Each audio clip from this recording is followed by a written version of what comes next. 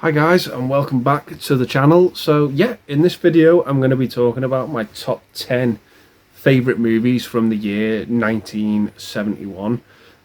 So yeah, when I was compiling this list and looking back at the films that came out that year, this year is absolutely incredible. In terms of movies that came out, were just absolutely phenomenal. Just some real heavy hitters in this year. And this is the first video that I'm really going to be doing a redo of my very first YouTube video, which was top 10 films of 1971. But yeah, my opinions have changed since that video. Some movies have swapped around in the pegging order. But yeah, that being said, I'm going to kick it off with number 10. So coming in at number 10, guys, we have Clute. Really awesome, gritty crime drama from 71, in my opinion. Just an absolutely great film starring Donald Sutherland and Jane Fonda. So yeah, it pretty much stars Donald Sutherland as this detective who's investigating the murder of this man, and really his only sort of lead or witness that he has is Jane Fonda, who plays this call girl.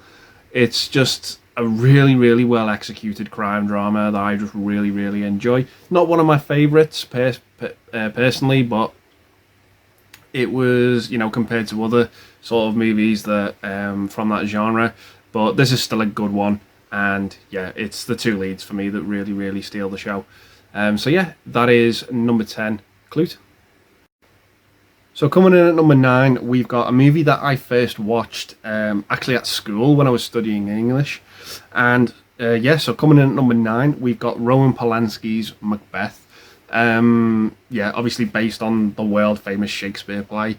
Yeah, I just fell in love with this movie the first time I saw it. I thought it was absolutely fantastic. Yeah, wasn't really too keen on it on rewatches, but that first viewing, any other viewing I've had of this film after that first viewing never sort of lived up to my enjoyment I had with the first time, but I still do like the movie. It's a great version of the story. I did enjoy the Coens one as well with Denzel Washington, but I think this one might be my favourite. I just really enjoy it. Some really brutal scenes in this as well. The three witches are creepy as fuck in this movie as well. And the only character I really didn't like was probably Lady Macbeth. She was just a bit too kooky and insane, but I guess that was the point of the story. It's a really great story as well. But yeah, it's one that I do enjoy, and I enjoy Polanski's version of it. So yeah, that's why it comes in at number 9 for me. So yeah, that is Roman Polanski's Macbeth. So coming in at number 8 for me is the first movie directed by Clint Eastwood as well. I don't have like an individual release of it. It does come in this box set. But coming in at number 8, we've got Play Misty For Me. Yeah, just a fantastic, creepy movie about obsession. This woman who becomes obsessed with Clint Eastwood's character, who's this radio DJ. You can definitely tell movies like Fatal Attraction took a page from out of this movie's book, as it were. But this movie, the lead actress in it is just absolutely terrifying and unhinged. You just really sort of fear for Clint Eastwood's life in this film. Her acting is just absolutely on point, and for a first-time director as well, Clint Eastwood absolutely nailed it. He's had some ups and downs, I think, in terms of movies he's directed, but his first film is just absolutely brilliant. And yeah, I just think it's a great movie. So that is my number 8 pick, Play Misty For Me. So coming in at number 7, we've got Sam Peckinpah's Straw Dogs.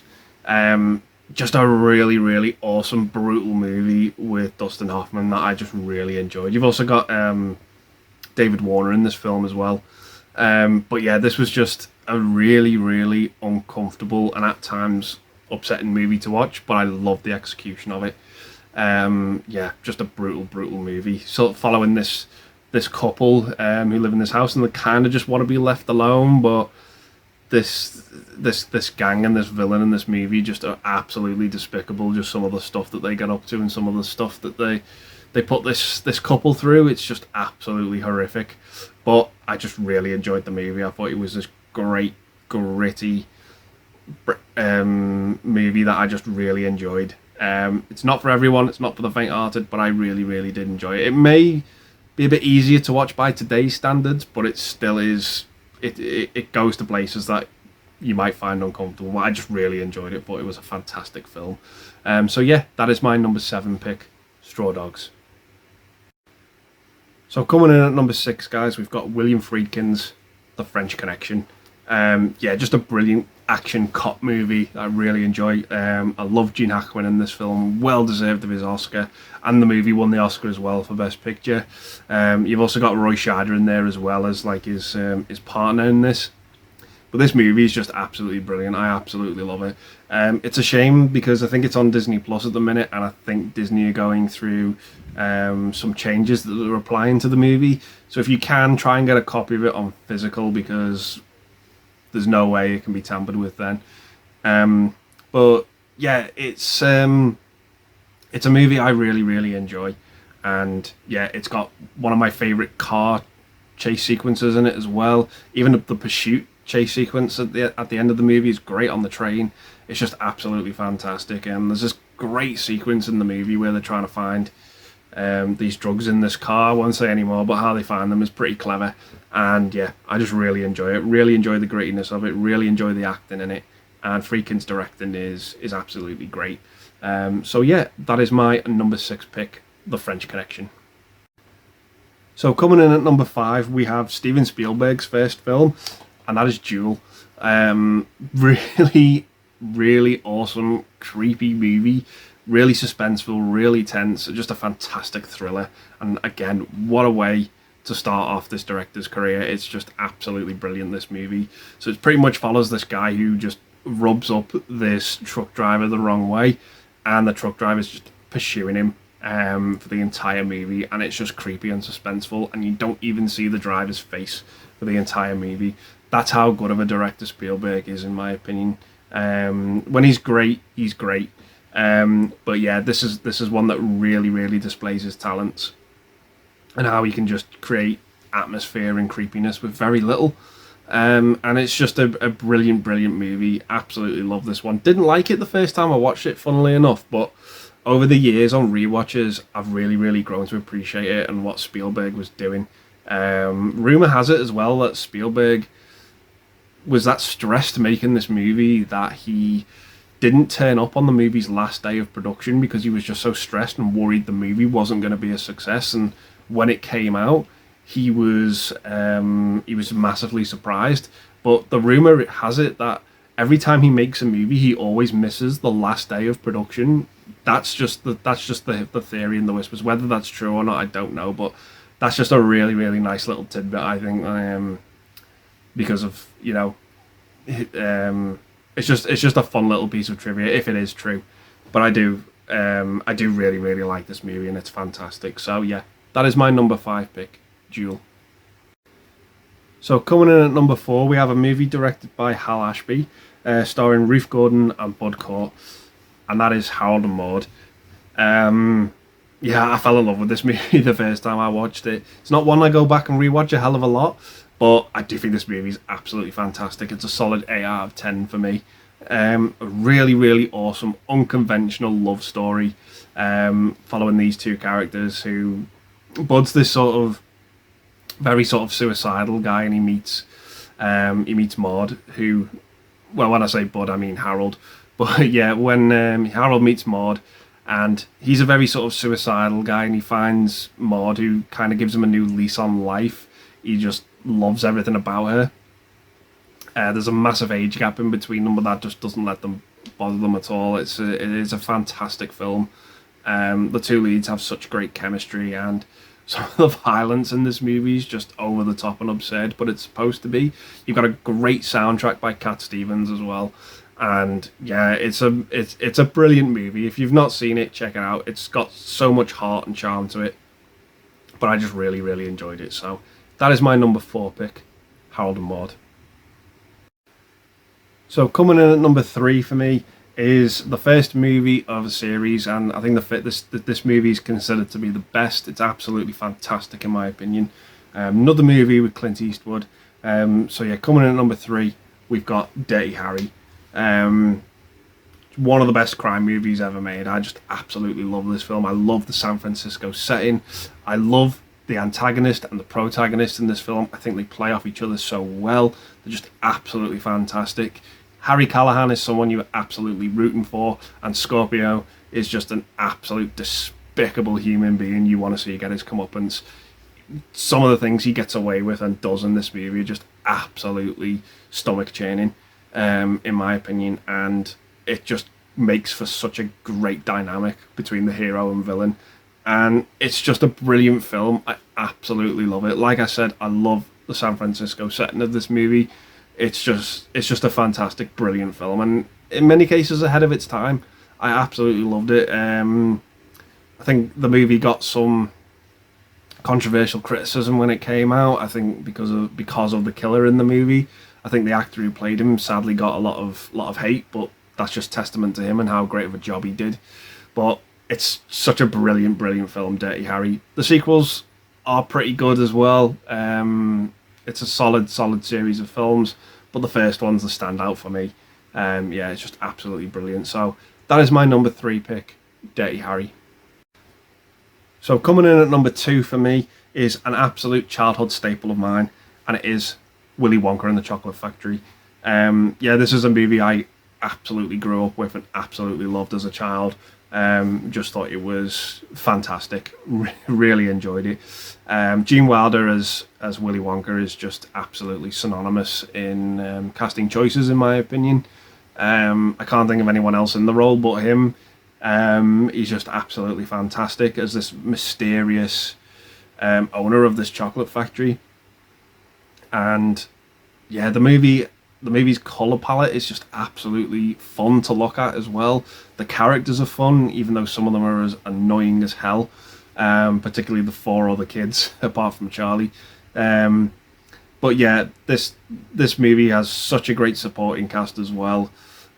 Too many names to mention, but they're all fun characters. They all have fun little moments in the movie. You would think with, you are following 11 people pretty much in this movie, but as it goes on, they dwindle away, and you would think that the movie would be crammed and not enough, wouldn't give these characters enough time, but it does. It manages to spread them very, very evenly, and everyone gets a bit of justice in this movie in terms of screen time. It's just a fun movie, and I absolutely love it. I always watch this at Christmas time as well. I think that was the first time I saw it when I was a kid, so it's synonymous with me with that time of year. But it's just a wonderful film, and it's sad that Roald Dahl actually wasn't really a fan of the choices made when the movie was being made, as he didn't want his name attached to it. I think he wanted Spike Milligan in the role of Willy Wonka as well. But yeah, for me, the end product, I've never actually read the book, but the movie itself as a whole really works for me, and it kind of does hold up. Yeah, I just really enjoy this movie. So that is my number 2 pick, Willy Wonka and the Chocolate Factory. So coming in at number 1 for me is a movie I saw when I was way too young to see this film. I was about 8 or 9 when I saw it, because that was when the movie became commercially available. This is my dad's favourite movie of all time, and I don't actually own a copy of this individually. I own it in a box set somewhere, but I managed to dig out my old VHS, well, one of 2 VHSs that we had, as this one is still sealed. But yeah, coming in at number 1 is Stanley Kubrick's A Clockwork Orange. Yeah, I don't really know what to say about this movie that hasn't already been said. I love everything about it. I love the look of the movie. I love the characters in it, even though you aren't really supposed to root for some of them. The music, the direction, it's probably my favourite Stanley Kubrick film. I just absolutely love it. This tale of this guy who's just the leader of this gang, and he just commits some of the most horrific crimes and ends up getting caught and being put on this new rehabilitation course. And yeah, the movie asks a lot of questions by the end of it. Was it the right thing to do? Was it the wrong thing to do? It just executes that brilliantly. A great supporting cast in it as well. Great music, like I said. And it's just a brilliant film. It's not for everyone. It isn't. It absolutely isn't. I know people who absolutely love this film, and I know people who absolutely despise it. They just can't get into it. It was like, what the hell did they just watch? Which is really, really interesting. It makes for very, very interesting conversation. But for me, it's my favourite movie of 1971. I absolutely love it. I think it's brilliant. It has Stanley Kubrick's fingerprints all over it. It just oozes everything about the guy. When you watch this film, you just know it's a Kubrick movie. But like I said, it's not for everyone. It's not going to appeal to everyone's tastes, because it is quite hard hitting in some moments. But I really enjoy the film. I was way too young to see it, but I wouldn't have changed that at all. I just really enjoyed the movie back then as well. So yeah, that is my number one pick, Stanley Kubrick's A Clockwork Orange. So yeah, those are my top 10 movies from 1971, guys. Like always, they're all in accordance with the release dates on IMDb. They all have 1971 next to the name. This wasn't the right list. This was just my list, my personal favourite movies from that year. I'm going to leave a load of honourable mentions down below as well, because looking back on 1971, there was so many great movies that came out that year that I was really surprised to see. But yeah, going to leave a list of those down below and say thanks very much for watching, guys. Stay safe, and I'll see you in the next one. Bye for now.